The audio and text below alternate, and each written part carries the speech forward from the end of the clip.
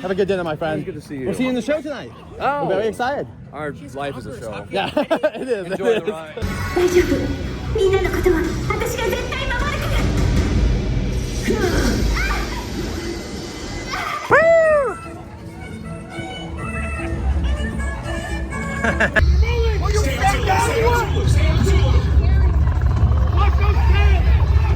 Lumos Salem!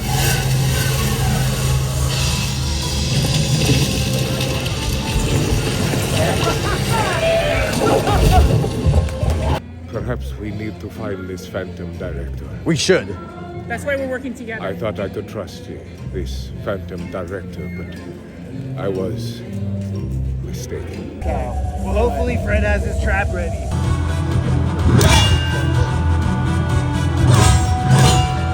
Settle this, Captain Four-Eye. I made you duck. Don't come back. Everybody, please don't come. That's a good. That's So, we gotta shut this place down. okay. Immediately. All right, Dennis. People will die. You might be right about that. You might be right about Not that, me. Dennis. I'm gonna live forever. Welcome into this weekend thoughts on FanFest. This is for the first FanFest weekend. I only made a video on my first night. I will just reiterate that it is an event that luckily has evolved already over the first weekend to be a little bit better, but there's still awesome things here that make it where I would just straight up say, if you don't care about the anime, if you don't care about meet and greets for the anime characters and stuff like that, and you're either okay with waiting for Harry Potter or going to Harry Potter right when it opens with early entry or something like that, you should be pretty much good with this event. Not that it isn't perfect, but those are some of the bigger issues that you're going to run into, and we'll go through that right now. But let's go through the positives of the event. The positives of the event are the attractions are high quality. This is talking about Dungeons & Dragons, the Harry Potter attraction, One Piece, Scooby-Doo. These are all high-end things. It's not most of these do not really feel cheap.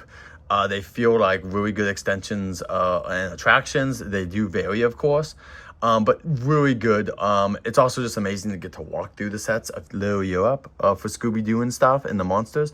And so I do want to point out that this is a high quality event.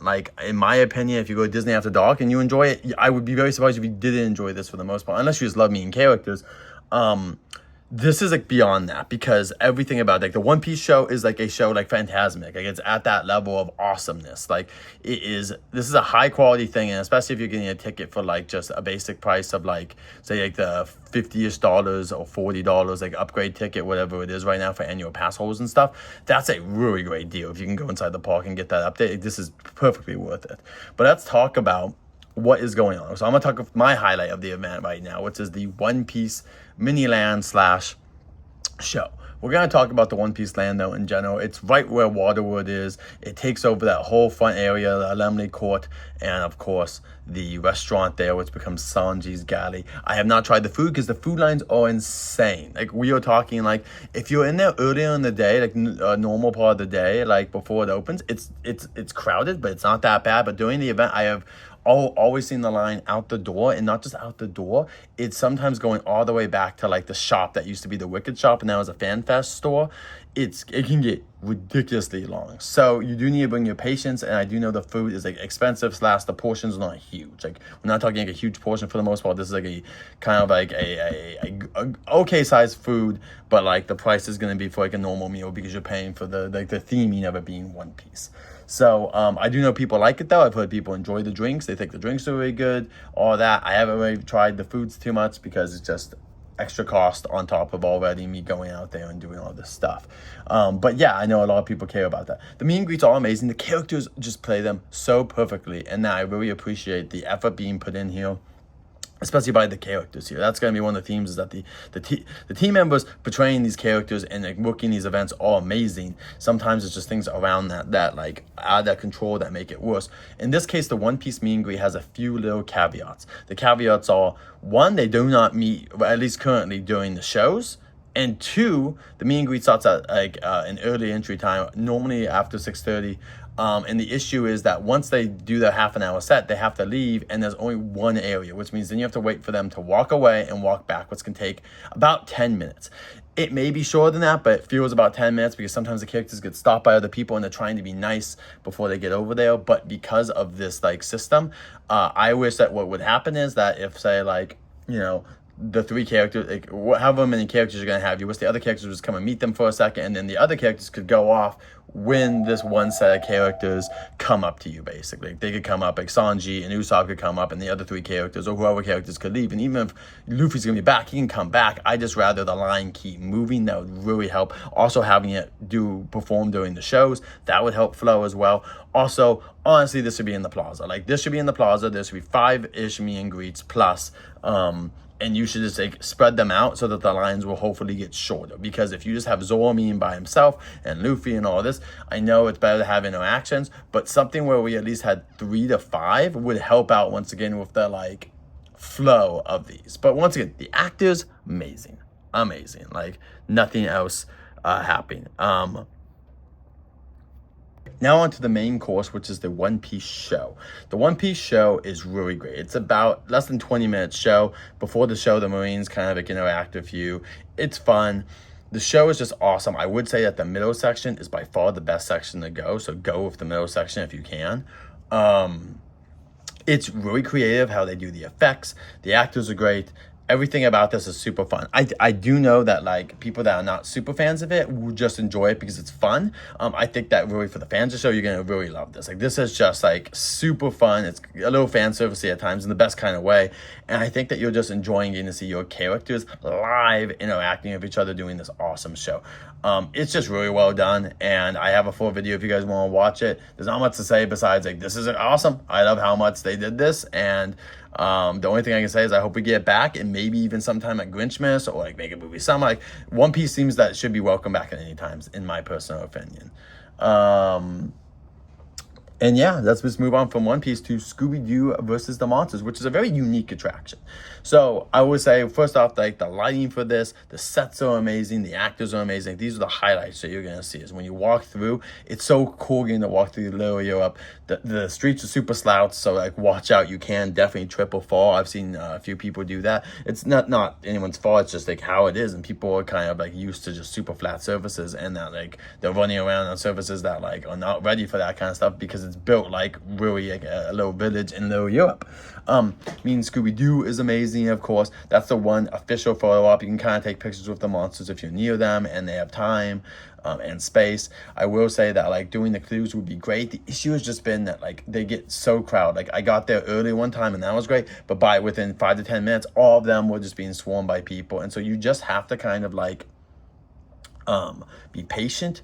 Or if you don't care about, it's one of those things where I haven't done the mystery yet because it's just so crowded, and like to hear yourself think along, try to do the clues with all these people around you, it's just not the most ideal situation for that.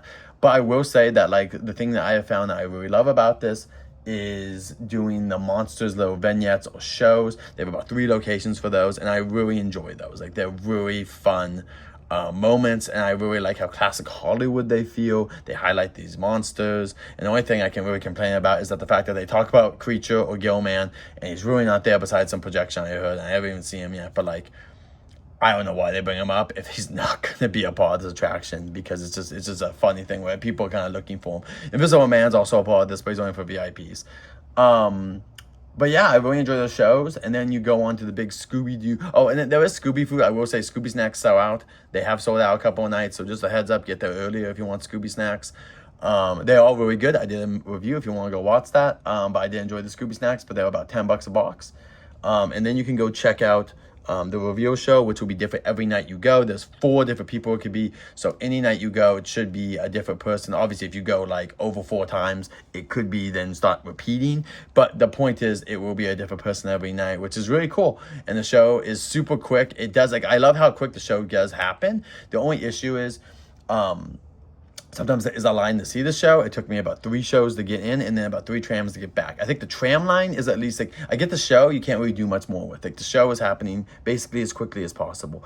I think the issue is the trams. The minute a tram leaves, there should be a tram behind it ready to go. And like if they could just keep hitting that mark, I think that would really help the flow of this event, move it out. Because like when I was trying to get there, like I left at like 9:40ish. Like I was trying to get out of there, and I saw the show, and then I barely was barely able to get to the 10:45 One Piece show. Like it was pretty close call to even get in there because there was a line out the door for the One Piece show. So just a heads up, if your enemy here is time, it's just a lot of there's a lot of cool things to do, and they all fall apart from each other in their own way if you're trying to do everything in one night. Now we're going to go to the Harry Potter experience where you go and try to help a hippogriff. There's a lot of cool theming here. I have that in the daytime and night. I think it's still fun in the daytime. I think obviously at nighttime it is better, like when it's pure dark. But here's the issue. If you want a short line, you have to do it right at the beginning of the event or have express. If you don't have express, you're going to be waiting 90 minutes to 2 hours. Sometimes it is 60 minutes, but like it's a risk. You're just going to have to like wait around there to see if when the line goes down to 60-ish minutes. So, and you could be, once again, another attraction, and then not by the time you get there, it's up to 90 minutes or 2 hours or whatever. Like I went, and one night's at the closing, it was at 90 minutes. Now, who knows if it actually went to 90 minutes, but even at 60 minutes at 1:30, that means you're leaving the event at like 2:30-ish or almost 3. Pretty insane that, like, it's just because, unfortunately, and they're kind of damned if they do, damned if they don't. This attraction is based on in the extended queue, so it's not that wide, and because of that, you have people getting stuck behind where they can't see or hear what's going on at the show. But at the same time, if you don't put a bunch of people in a group, the line will not move. So the issue with this is not the quality. Everyone there is amazing. The hippogriff is amazing. The issue is the flow of this one. This one, just the flow, you wish that they could have like modified it more. And maybe they will modify the extended queue more if they bring it back so that they can fit more people and also allow you to see more. But I know a lot of people love this. I know it's like good food, and I hope they kind of like take it whenever they're done at this attraction or done with some of these props. It'd be great to see some of the Pixie stuff and like the Niffler Den go over the Hagrid's queue and ride area. That would be amazing, just to add some extra like life to that like area, because why not? Just plus the theming, you know, kind of like what Disney does. Let's go now. And I know there was Harry Potter food. Once again, not hitting it, but I know I've heard some people enjoyed the curry and whatnot. It's one of those things where like it seems like it's good food. Just once again, just with gas and everything it is, I'm just not trying to spend like $20 on a meal type situation right now, if possible. The Sailor Moon show works. The pre-show is a little basic setup with Chibi Usa telling you like the basics of where you're going to be going to the Moon Palace and all this stuff. The show itself is awesome if you like for all the characters, especially if you like the show, you get to see a moment of all your favorite characters. They do a really good job of like highlighting each character at least once, and there are cute little references into the characters' personalities if you've seen the show. I would say it's a super cute little show. They have a moment where you can make a heart and help out in the show. I think it's a cute moment. Like it's a small idea to try to get some of the audience invested in the show, and this is a fun time. You know what I mean? If you don't like anime, you probably won't care for this. This is not going to win you over. But if you like anime stuff, this is just a fun excuse to have Sailor Moon in a theme park. The meet and greet is amazing. The only issue with the meet and greet is because it seems like they only have one person as Sailor Moon. There's just an issue with the line where basically by the time you get there, you're gonna have to wait for the next meet and greet, which is an hour and a half away. So plus you waiting in line, it's a 90-minute wait, plus waiting for actually once you get into Sailor Moon line, like then she gets there, say you're in the back, it'll take you another half an hour. So wherever you're at in that line, it could take anywhere from 90 minutes to 2 hours to meet Sailor Moon. I had friends that took about 2 hours to meet her, so she's amazing. But just a heads up on that one, the anime characters, just their lines are just really packed for this event. And it is cool that all the cupcakes are different and stuff like that, I heard. But once again, not grabbing food, but it's cool that they dressed up all the cupcakes to be random cupcakes based on the different Sailor Moons, Sailor Princesses, or Sailor Guardians, I should say. Next up is Jurassic World Through the Eras. Here, the actors take center stage. They're all amazing, especially if you haven't come here in a while and haven't seen like Dolores and these other dinosaurs that are out. It's a really fun time. You're going to just get to do all this fun stuff with dinosaurs, and the actors like John Hammond welcomes you. He's a great, first person to meet. Dr. Wu is there as well if you want to talk dinosaurs. And then we have Dennis Nedry, who will just roast you or be a really funny guy. Or Ian Malcolm, who's just like smoldering with just like this just charisma that you can only hope to obtain. They're all fun to talk to in their own ways, and they all just do really well nailing the characters. I'll also say that Ian Malcolm, I would love to see that actor also play the Wizard if they ever do more Wicked stuff. Like he would be perfect as the Wizard, so bring him back for that. He'd be absolutely perfect.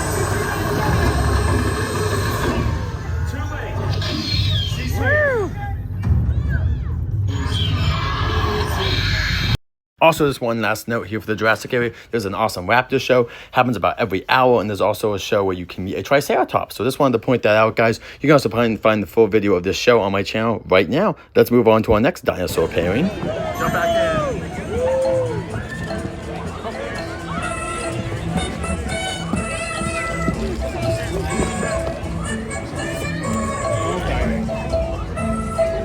Next are the Yoshis at Super Nintendo World. This meet and greet works really well. Basically, the characters show up every half an hour. They do a little dance in the center of the land next to where Mario and Luigi normally meet. They do a little dance to the Yoshi Story theme song, and then they go off and you can meet them. It took me less than half an hour to meet all the characters, and I was able to see the little show. So if you want to be in there for about half an hour, you'll see the show, and you'll be able to meet most of the characters, unless there's like some insane lines. But so far, it's been easy enough to meet all the Yoshis with no real issue. Also, I want to say that there is also a Mario and Yoshi meet and greet. It's in the upper area if you do like this whole quest and stuff like this, the scavenger hunt. I haven't met them yet because the line looked over half an hour, so I just skipped out on it because we just had other things to do. But there is another photo op in there as well if you want to go meet Mario and Luigi, which is a unique thing that we haven't seen yet of the two characters interacting at the theme park. Next up is Dungeons and Dragons here. Evie, The path is clear. I got this. A board always knows the way. Follow me, Hoppers. Right through this door. Don't follow this going the wrong way. Evie, Evie, No. I don't think that's the way. And this is the last, I think, big attraction we'll be talking about. This is amazing, like last year. They have added some extra stuff to try and make it a little bit more interactive, update the effects on lighting, etc., etc. The biggest thing here, I think, is that the characters seem to have a little bit more free, like flowing conversations. There is a script, but they're also allowed to kind of go off script, and that is what makes this attraction like unique. Is every time you're gonna go on it, it's gonna be different. They're normally very funny, and they really interact with as many people as they can to make it a like enjoyable experience. And it's just really cool, along with the Xanathar puppet, of course, which is like a highlight as well, and the awesome theming and lighting.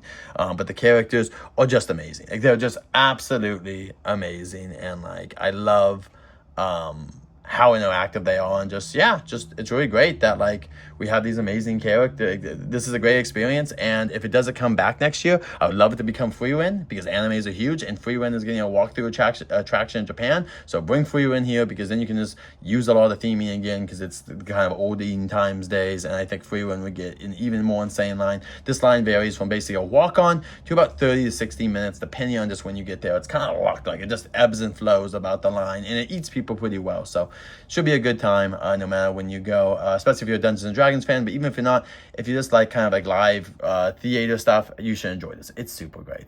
There is also a DJ in the plaza as well. The DJ in the plaza is there. I don't know if it's there all night or what. I don't know. It seems like something that like, no, it's not on the DJ, but like there's just no one really there. Everyone's going to the other events. I think the space should have been like, at least had some like photo opportunities or meet and greets. You know, honestly, that's the cheapest way to do it. I really wish if I was running this event, Back to the Future was there. You put the DeLorean there, you have Biff and the other people there, you have the band playing, not the Flux Capacitors, even though they would have been great, but if you couldn't have got them, at least have the Under the Sea dance and just kind of do a mini Back to the Future thing there, just to eat up people. And then on Front Street or the Paris area, that should have been wicked in my opinion. Like I would have done a little dance show at the inn near Minions, like just have that closed off, have where people can watch a little dance show or some singing, and then have them meet the characters. Either just Glenda and Elphaba in like new outfits, or have Fiero and other characters join them to make it more interesting. But anyway, that's why I would have done to kind of like help spread some extra stuff out, that we know they have a lot of these set things that they could have just like brought out again to help spread things out. But it is what it is. It's a solid year with really great stuff, and the actors and characters, they're amazing. Like once again, the Scooby Gang, awesome. Monsters are awesome. The One Piece people are awesome. Sailor Moon, awesome. People doing all the stuff for Harry Potter, awesome. The core Dungeons and Dragons, awesome. Yoshi's awesome. All etc. etc. Jurassic, awesome. The point is just that sometimes the flow is not the best. A lot of these areas do flow, but the ones that don't really are going to take a bit time. And my biggest thing is have early entry, because your biggest enemy here is time. If you can do 2 days, great. If you can't, the thing is, I would skip animes over, unless you really are going to skip like some of the attractions. But the Yoshi area closes at midnight. 11:45 is the last tram to Scooby-Doo, and they won't really kick you out, but at 1 a.m. is they start really pushing you out, and so you do have a little bit of time to do something after Scooby if you stay there till about 1. But still, like, the lower lot closes about 15 minutes earlier, so like 1:15 you can't get down to the lower lot. So if you're not down there by 1:15, you're not gonna be able to do Dungeons or Jurassic at the very end or whatnot. But it's just an overall really good experience. And if I didn't mention it, there was also a raptor show at the Jurassic area as well. I just want to mention that because that is a really cool show if I didn't mention it. And it's a great event. It's just that sometimes the packaging could be a little rough, and I hope Universal can keep working on it. And I hope, I just hope we could get a little bit more. And it would even be, it would never happen, but like having a 4th One Piece show might help, or just some ways to eat up crowds more would really help out. But let me know what your guys' opinions are if you guys went to FanFest, or if you're planning to go to FanFest and have any questions, let me know in the comments below. I'll be back live this Friday and Saturday for FanFest. So until then, safe journeys, and we'll see you soon. See ya. See ya, Scoob! Woo! Scooby! Oh! Woo! Woo! Yeah, thanks.